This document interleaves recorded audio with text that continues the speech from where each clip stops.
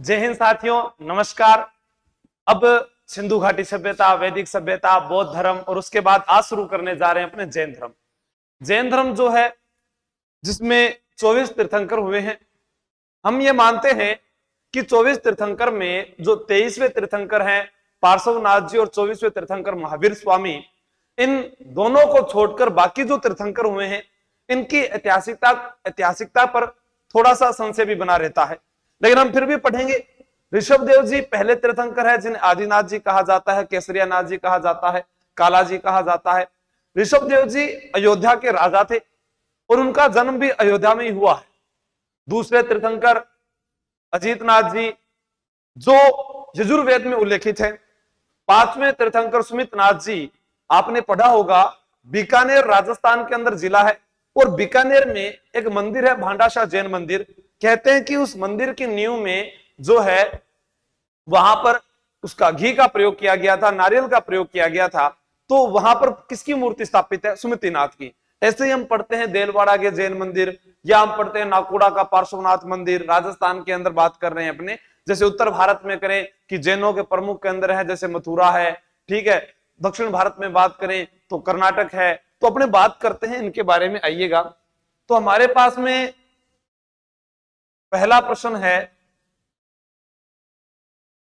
Board hang हो गया क्या?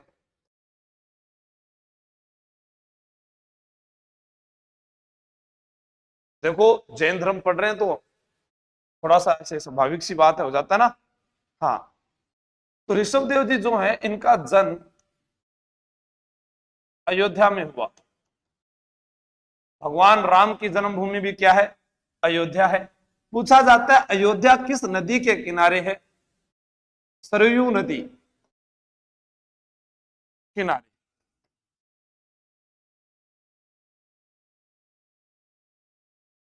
संभव अगर पूछा जाए भी इनका जन्म कहां पर हुआ, तो इनका जन्म हुआ श्रावस्ती में। श्रावस्ती में। पदम प्रभय, इनका जन्म हुआ था कौशाम्बी में। कौशाम्बी में जन्म। ऐसे ही पूछा जाता है पार्श्वनाथ जी, इनका जन्म हुआ था वाराणसी में। जन्म वाराणसी में। और महावीर स्वामी जिनके बारे में तो पूरा अध्ययन करना ही है। आपसे पूछा जा सकता है कि वह कौन से जैन तीर्थंकर थे जिन्होंने 4 आर्य सत्य बताए? तो पार्श्वनाथ। इनके पिता काशी के शासक थे और पार्श्वनाथ जी को सम्मेद पर्वत पर कैवल्य प्राप्त हुआ, यानी ज्ञान की प्राप्ति हुई थी। तो यहां बात कर रहे हैं जैन परंपरा के अनुसार 24 तीर्थंकर हुए हैं जैन धर्म में, जिनमें हमारे पास जो है क्रम वाइज यहां लिखा हुआ है। जैसे 21वें तीर्थंकर है नेमिनाथ जी। नेमिनाथ जी। 16वें हैं शांतिनाथ जी। ठीक है। अब अपने से बात की जाए कि किस तीर्थंकर का उल्लेख यजुर्वेद में हुआ है, तो अपने बात करते हैं अजीतनाथ जी। इनका उल्लेख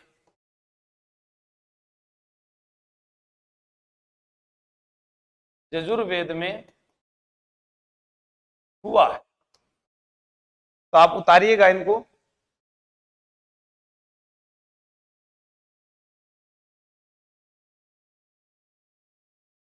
पांचवें धर्म लिखा हुआ है, सुमतिनाथ जी भी कह सकते हैं।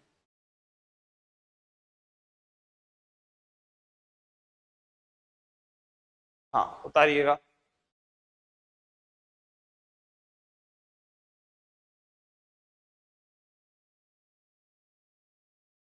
18वें जो है इनको अरनाथ भी कहते हैं। 18वें को अरनाथ भी लिखा हुआ है, बिल्कुल उतारो आप।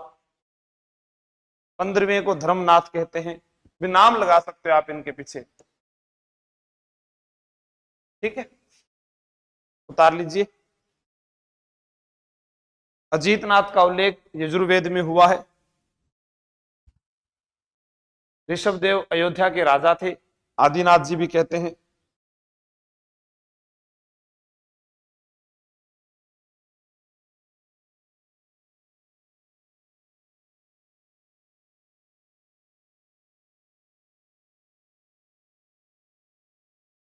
चलो आगे बढ़ते हैं, ये तो आपको याद करनी है।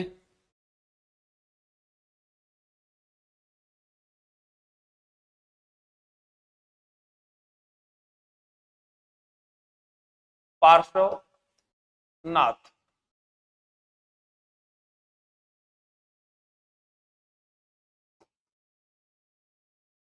23वें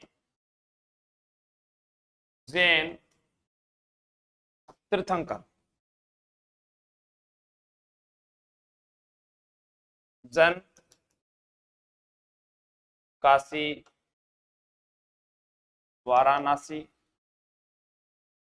850 ईसा पूर्व। इनके पिता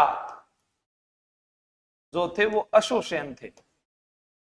अशोकसेन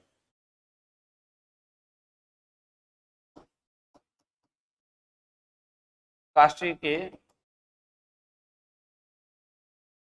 शासक। इनके अनुयायियों को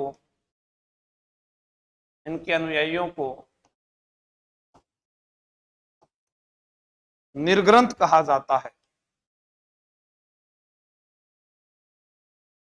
कहा जाता है।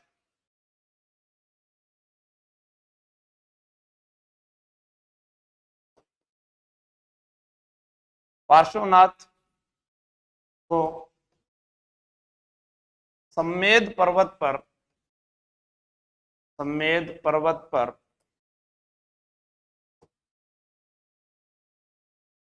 कैवल्य की प्राप्ति हुई। पार्श्वनाथ जी ने 4 आर्य सत्य दिए हैं। इनके द्वारा 4 आर्य सत्य दिए गए। कौन कौन से हैं? सत्य, अहिंसा, असत्य और अपरिग्रह।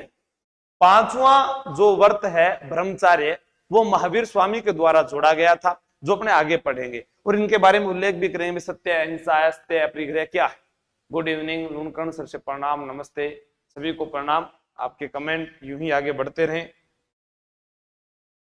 हाँ, देखो पार्श्वनाथ जी जो थे, इन्होंने प्रत्येक व्यक्ति को मोक्ष का अधिकारी बताया है। क्या बताया है? प्रत्येक व्यक्ति को पार्श्वनाथ जी ने मोक्ष का अधिकारी बताया है। ये भी लिख देता हूं मैं यहां पर। प्रत्येक व्यक्ति को मोक्ष का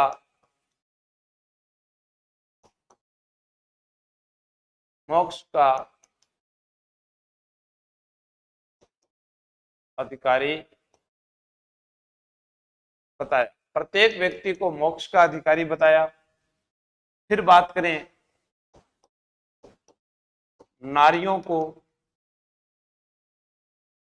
अपने संप्रदाय में प्रवेश दिया। कर्म कांड के आलोचक थे।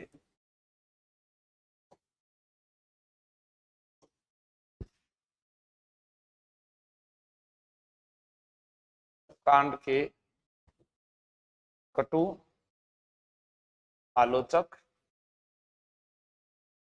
थे।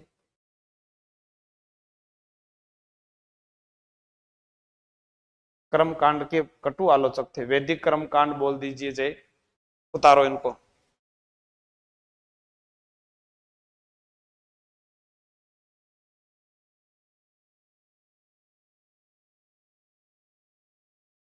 आगे पढ़ेंगे अपने महावीर स्वामी के बारे में, जिनका जन्म 599 ईसा पूर्व कहीं लिखा होता है, कई जगह आपको 540 ईसा पूर्व भी मिलता है।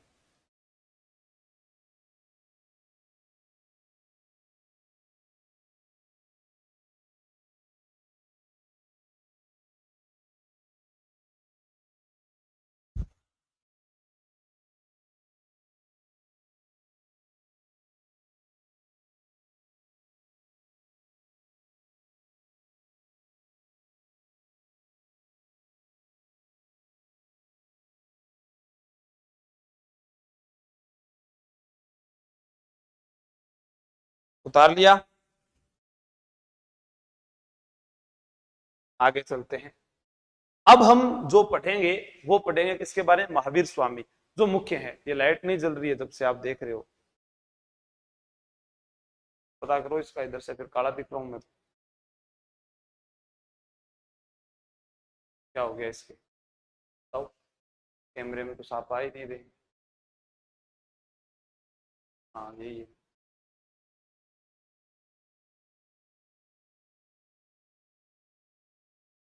अब थान गोरो गोरो दिखो कि मैं थोड़ा सा प्रभाव पड़ियो, देखो यहाँ मत करे करो भाई थे।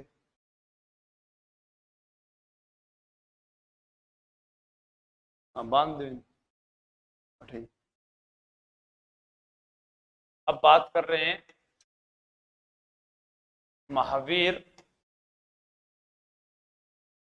स्वामी।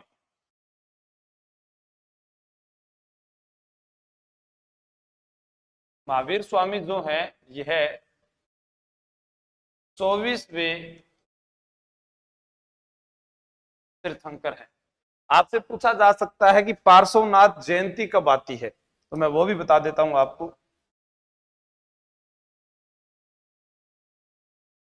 पार्श्वनाथ जयंती पौष माह में।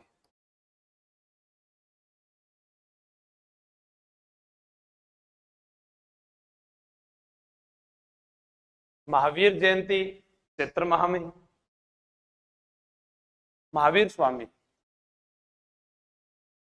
इनका जन्म हुआ था 540 ईसा पूर्व। अब महावीर स्वामी से 250 वर्ष पुराने माने जाते हैं, पूर्व के माने जाते हैं कौन, पार्श्वनाथ जी। तो इनका जन्म 540 ईसा पूर्व में कहां पर हुआ, कुंडग्राम में हुआ। कुंडग्राम वैशाली, वज्जी संघ गणराज्य जो है वहां पर।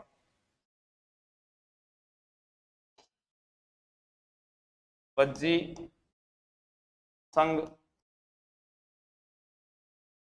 गणराज्य में हमसे प्रश्न पूछा जा सकता है कि जन्म 540 ईसा पूर्व हुआ, इनके जो पिता हैं उनका नाम क्या है। पिता पिता है सिद्धार्थ ज्ञात्रक वंश।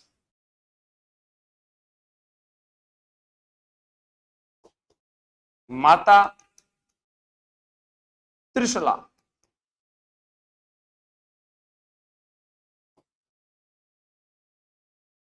लिच्छवी राजकुमारी चेटक की बहन।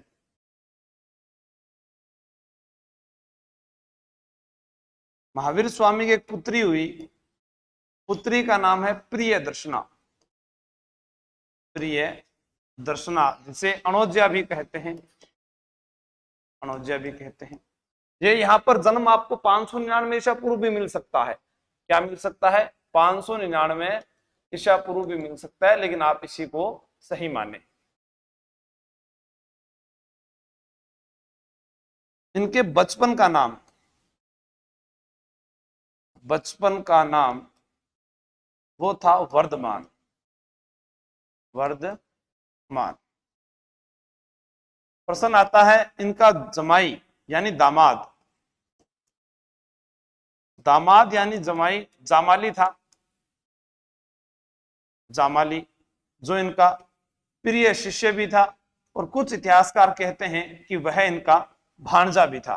तो प्रिय शिष्य भांजा जमाली जिनके साथ अपनी पुत्री प्रिय दर्शना का विवाह किया। हम पढ़ते हैं कि महात्मा बुद्ध जो है वह गृह त्याग करते हैं 29 वर्ष की आयु में, और उनको 35 वर्ष की आयु में ज्ञान प्राप्त होता है। यह 30 वर्ष की आयु में घर छोड़ देते हैं, और लगभग 12 वर्षों तक तपस्या करने के बाद जंभिका गांव, ऋजुपालिका नदी और साल वृक्ष के नीचे 42 वर्ष की उम्र में इनको ज्ञान की प्राप्ति होती है।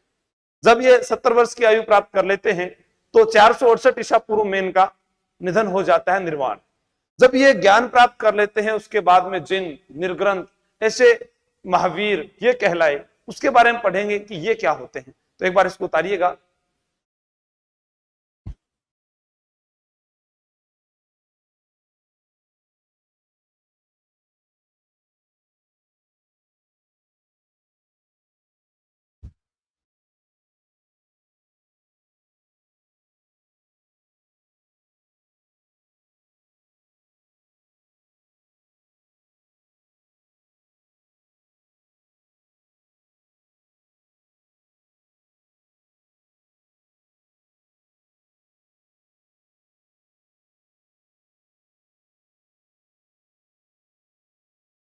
पत्नी का नाम नहीं लिखा क्या? चलो लिख देते, पत्नी यशोदा थी,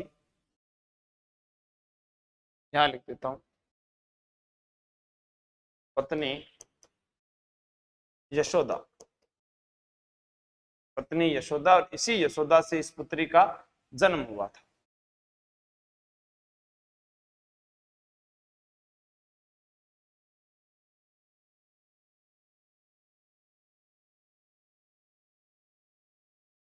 आगे चलते हैं।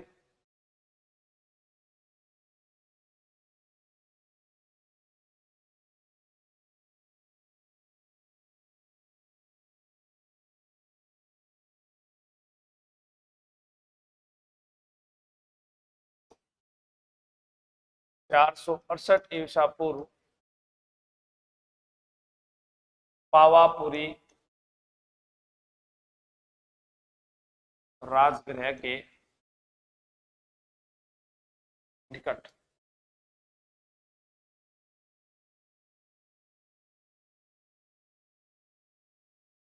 महावीर स्वामी ने 30 वर्ष की आयु में गृह त्याग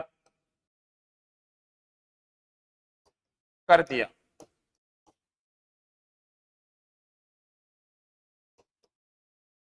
बारह वर्षों तक कठोर तपस्या करने के कारण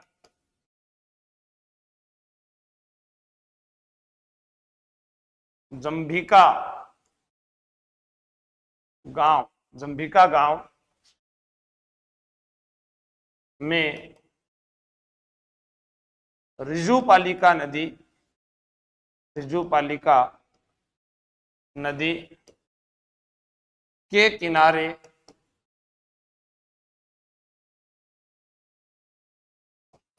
साल वृक्ष के नीचे 42 वर्ष की आयु में इन्हें ज्ञान प्राप्त हुआ।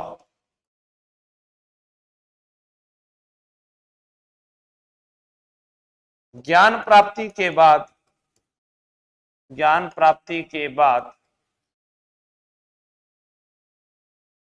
कैवल्य कहलाए।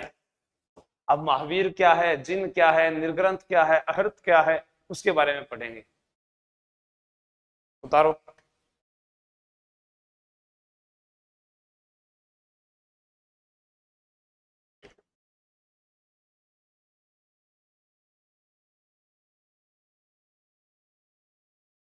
केवलिन लिख दो, आपको ज्यादा समझ में आएगा। यहां पर केवलिन, हाँ।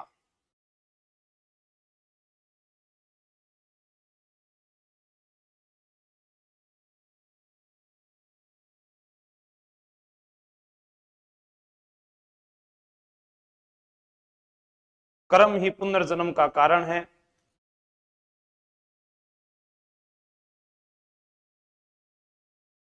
अब देखो, जब ये गृह त्याग कर दिया तो उसके बाद में क्या बने? गृह त्याग करने के बाद में क्या बन गए थे? सन्यासी। सन्यासी जो है, इसको इन्होंने यहां पर कहा है यति। क्या कहा है? यति। ये ध्यान रखना। उतार लिया? उतार लिया तो आगे चलते हैं भी। केवलिन क्या है?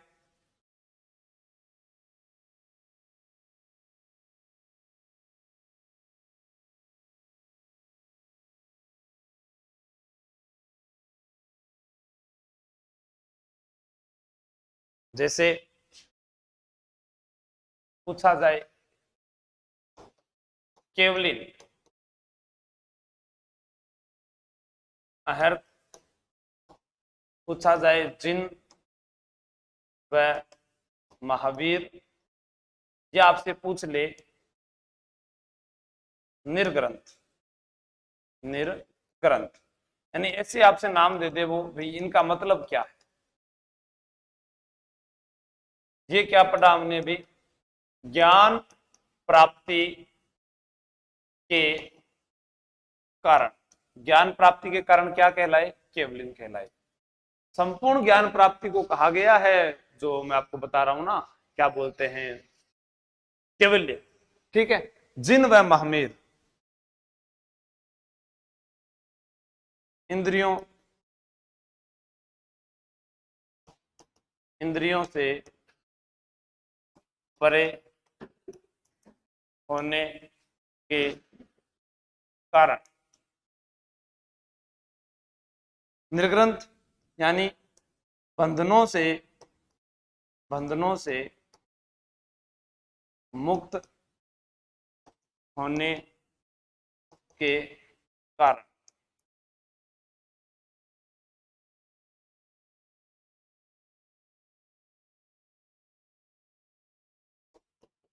मोक्ष जीवन का अंतिम लक्ष्य है, जो सांसारिक तृष्णा एवं बंधनों से मुक्त हो, वही निर्वाण प्राप्त करता है।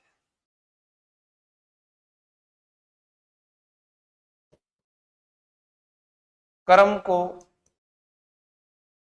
महत्व दिया है। अब अहर्थ क्यों कहा गया उनको, श्रेष्ठतम होने के कारण। क्यों कहा गया, श्रेष्ठतम होने के कारण। बताइएगा, श्रेष्ठतम बोल दीजिए या योग्यतम बोल दीजिए, एक ही बात है। अब जिन व महावीर, इंद्रियों से परा होना बोल दीजिए, चाहे इसी को अपने बोल दिए इंद्रियों को जीतने के कारण। इसी चीज को मैं क्या बोल सकता हूं, ये भी बोल सकता हूं कि इंद्रियों को जीतने के कारण। अब नहीं देख सकते आप आंसर की,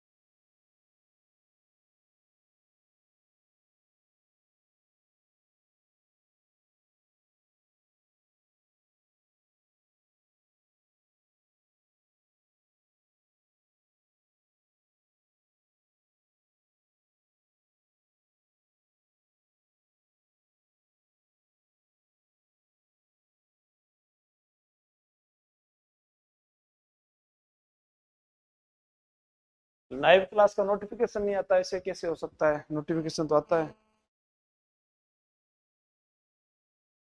ओ भाई ये भी ले रही हो, बात करो।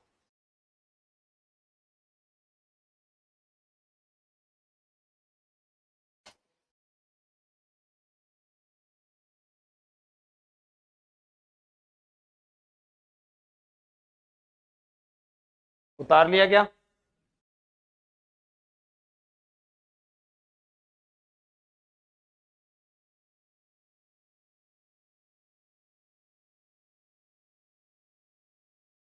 ठीक, आगे चलते हैं।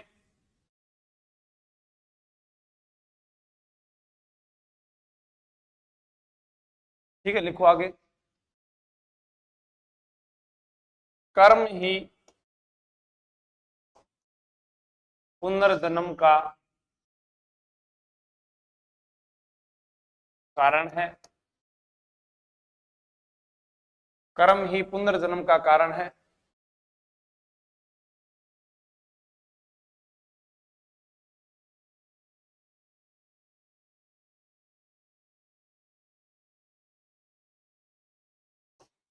जैन धर्म में त्रिरत्न बताए गए हैं। अब वह सम्यक ज्ञान, दर्शन, चरित्र जो आचरण है उनके बारे में अपने बात करेंगे। ठीक है, तो एक नंबर पर अपने कौन सा आता है? सम्यक ज्ञान आता है, फिर श्रद्धा और आचरण। हाँ, सम्यक दर्शन। सम्यक दर्शन जो है इसे क्या कहते हैं? श्रद्धा भी कहते हैं। सम्यक ज्ञान और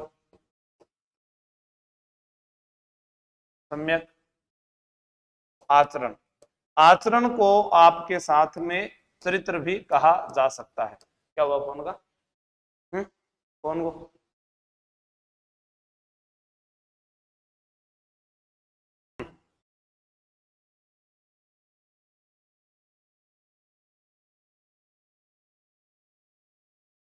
जैन धर्म में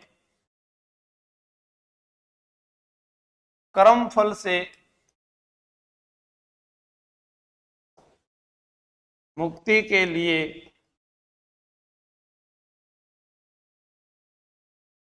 त्रिरत्न का अनुशीलन आवश्यक है। बौद्ध धर्म में महावीर स्वामी को क्या कहा गया है? ये कई बार एग्जाम में पूछा जाता है कि क्या कहा गया है। बौद्ध धर्म में महावीर स्वामी को निगंठ नाटपुत कहा गया है। निगंठ नाटपुत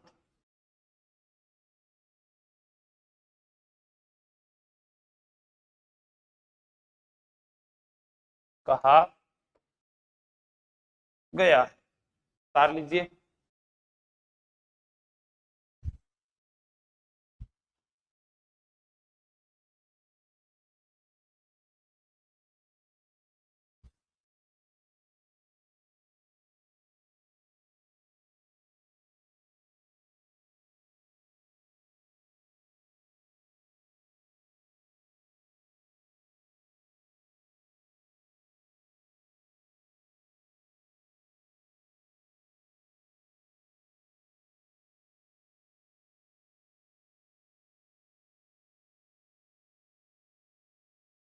बात करते हैं।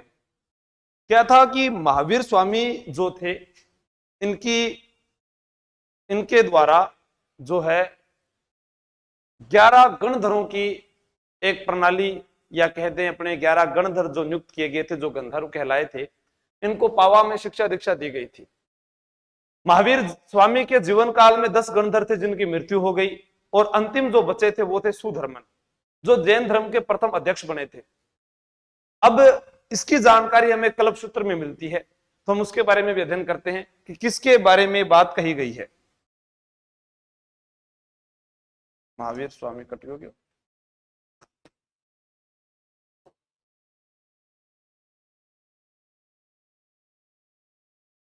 महावीर स्वामी को तो इस प्रकार से पूरा कर दिया, उतार लिया। ये तो आगे चलते हैं।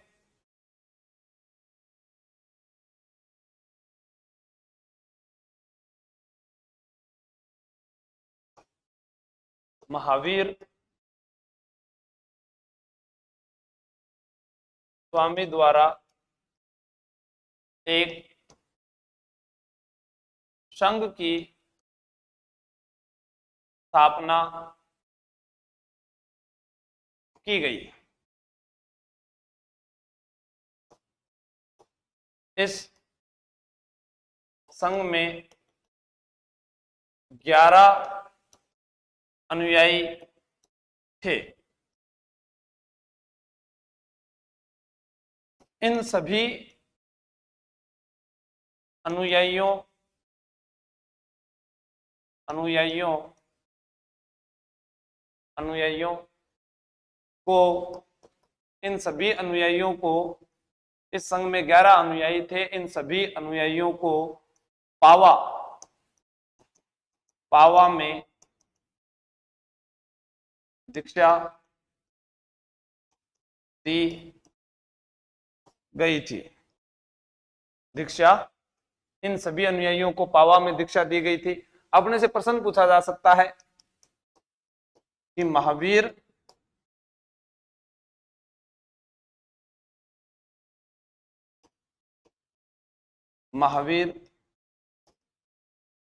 स्वामी की मृत्यु के बाद इनमें से केवल एक गणधर ही जीवित बचा था। उसका नाम सुधर्मन था। सुधर्मन जैन धर्म का प्रथम अध्यक्ष भी बना। सुधर्मन जैन धर्म का प्रथम अध्यक्ष भी बना। इन सभी गणधरों यानी गंधर्व भी इनको बोलते थे की जानकारी हमें कल्प सूत्र में मिलती है। अब यहां पर एक इतिहासकार ने यह कहा है कि 9 की मृत्यु हुई और 2 बचे, उसके बारे में भी लिखेंगे, एक बार इसको उतारिएगा आप। सुधर्मन जो है जैन धर्म का प्रथम अध्यक्ष था।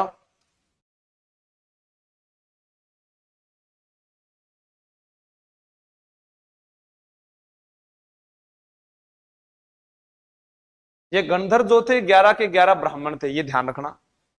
आपसे पूछा जाए कि ये कौन थे, तो ये जो 11 गणधर थे यह ब्राह्मण थे। ब्राह्मण थे जिनको कहां पर दीक्षा ग्रहण की गई थी? पावा में।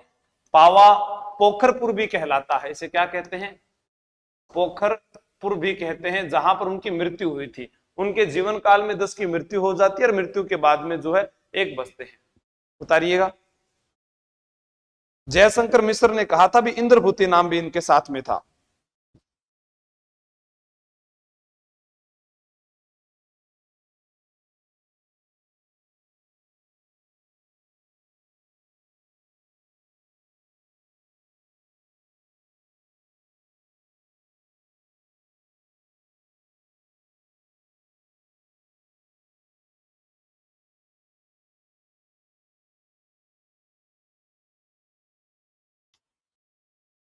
आगे चलते हैं।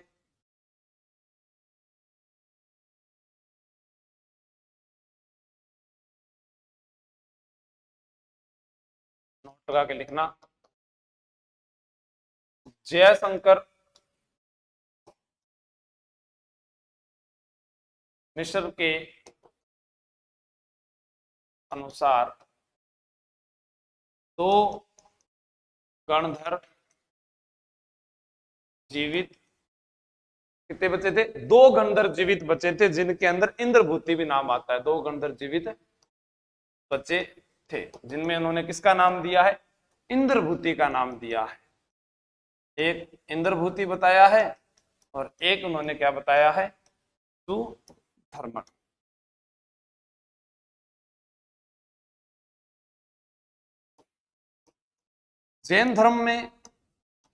जैन धर्म का उत्तर भारत में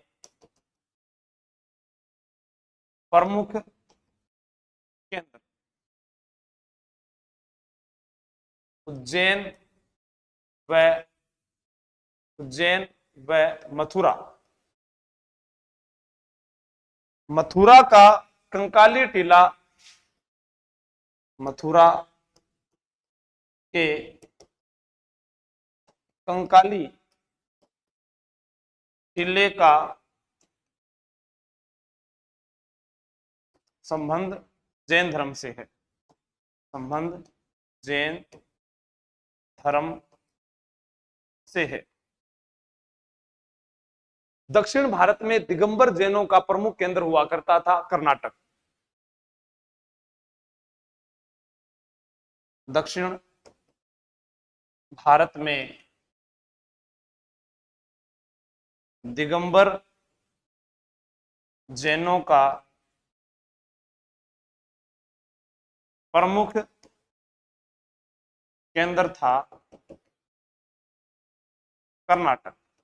क्योंकि हम जानते हैं कि जैन धर्म जो है वो दो संप्रदायों में बंट गया, श्वेतांबर और दिगंबर। ठीक है, श्वेतांबर स्थूलभद्र, दिगंबर भद्रभाव, जिसमें अपने पढ़ते हैं। और एक चीज पढ़ते हैं अपने कि जो श्वेत वस्त्र धारण करते हैं वो श्वेतांबर थे, जो नग्न अवस्था में रहते हैं वो दिगंबर थे। उतारिएगा इसको।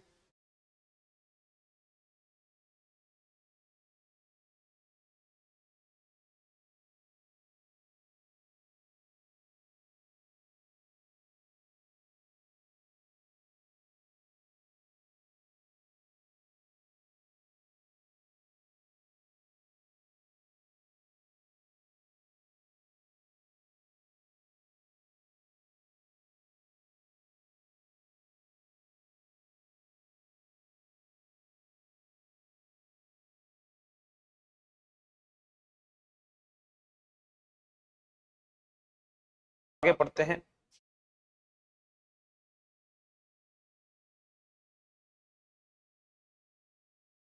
ऋग्वेद में केवल दो तीर्थंकरों का उल्लेख हुआ है।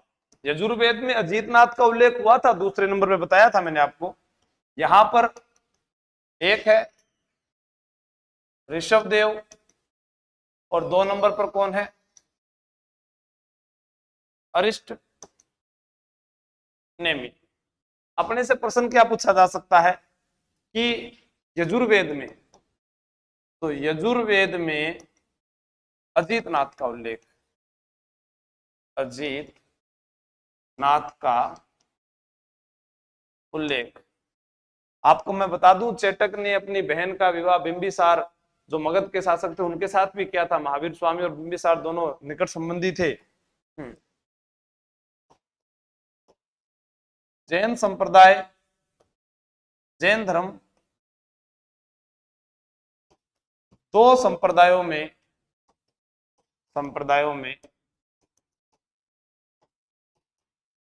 विभाजित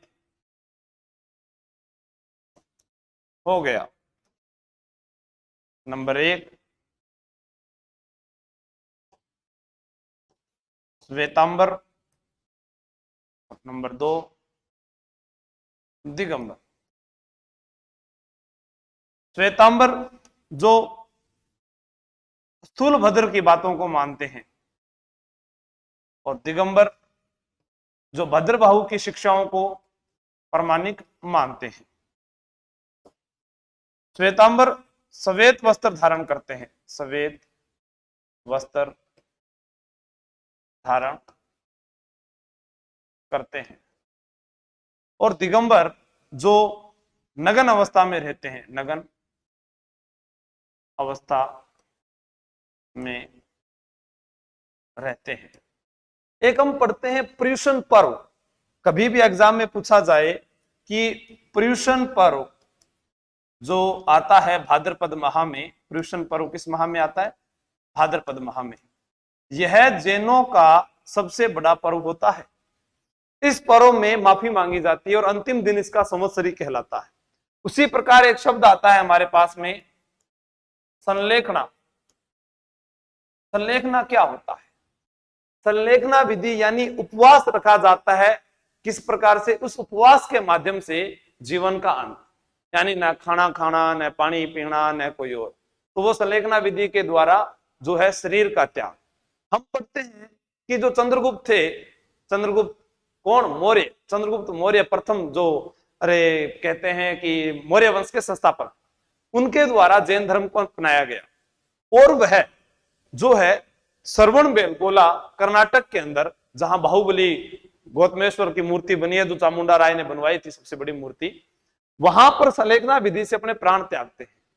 हम कल जानेंगे कि जैन धर्म के कौन कौन अनुयायी थे। जैसे जैन धर्म के बारे में हमें पता चले कि कलिंग नरेश खारवाल भी अनुयायी था, ठीक है, या हम पढ़ें कि जो हाथी गुम्फा अभिलेख है वहां से जैन धर्म के बारे में पता चलता है। जैन धर्म में कौन कौन से त्योहार है, जैन धर्म और बौद्ध धर्म में क्या क्या मतलब कि डिफरेंस है, मतलब डिफरेंट क्या बोलते हैं, बिटवीन, अंग्रेजी के मायने में क्या बोलना चाहता हूं, अंतर है, ठीक है, उसके बारे में। तो आज के लिए इतना ही, कल फिर मिलते हैं इसी क्लास में। जय हिंद, जय भारत, बेस्ट ऑफ लक।